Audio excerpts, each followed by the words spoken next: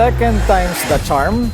Di ganyan ang sitwasyon para kay Acting Senate Sergeant-at-Arms Mau Aplaska na ngayon ay suspendido.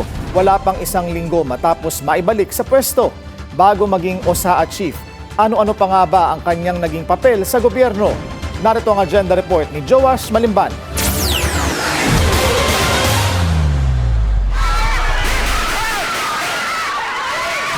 Sentro ngayon ng kontrobersya sa nangyaring barilan sa Senado si Acting Senate Sergeant-at-Arms, Retired Police Major General Mau Aplaska.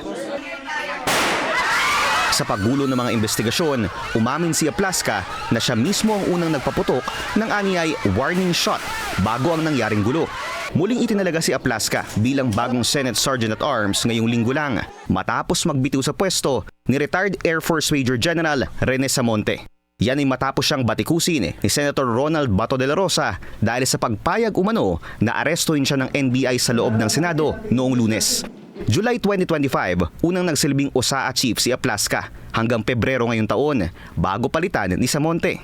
Mismong si Senator Bato rin ang nag-nominate sa kanya noon dahil sa habaan niya ng kanilang pinagsamahan.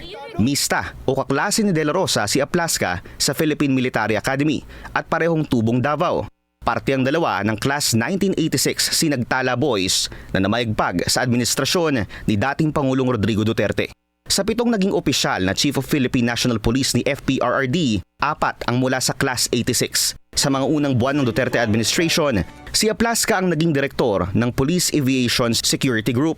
Siya ang namuno sa isa sa mga pinakaunang inisyatibo ng Duterte administration na tapusin ang tanim bala scheme sa mga airport na isa sa mga pinakamaingay na kontrobersyang hinarap ng Aquino administration. Matapos ang isang taon, itinalaga na siya bilang bagong regional director ng Calabarzon at kalaunan ay humawak ng iba't ibang security-related positions hanggang sa House of Representatives bago tuluyang maging OSA Chief. Patuloy pa rin ang investigasyon sa nangyaring gulo sa loob ng Senado, kasama raw sa anggulo na tinitingnan ng mga otoridad ang posibilidad na orchestrated ang barilan para makatakas si Senator De La Rosa. Para sa agenda, Joash Malimban, Billionaire News Channel.